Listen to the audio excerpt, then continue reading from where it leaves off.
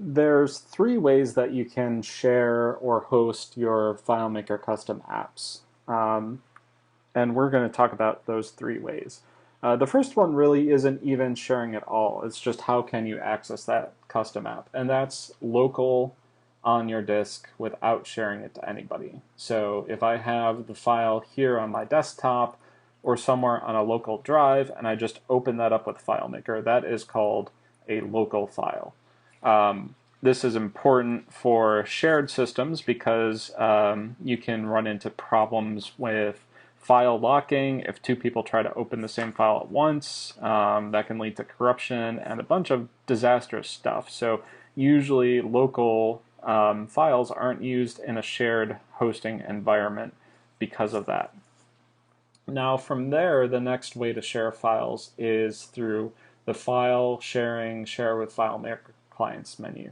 This is called peer-to-peer hosting, and you can turn that on, and people on your local network can say, okay, open up the file from 192.168.1.6, and you can say the contacts file, say all users can connect, do that type of thing. And this is peer-to-peer sharing.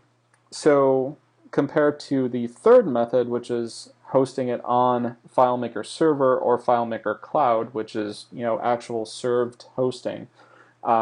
This peer-to-peer method suffers from a number of different things. For one, it ties up my computer.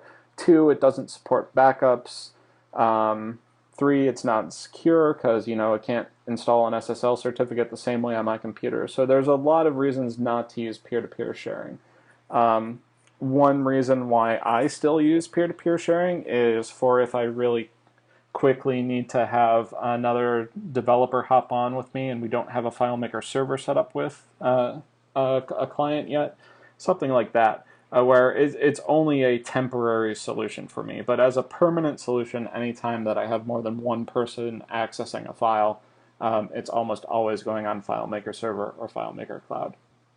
So with FileMaker Server, there's really two separate products there. There's FileMaker Server that runs on Windows Server Edition, runs on Mac OS X, and then there's FileMaker Cloud, which runs on Amazon's Linux Cloud.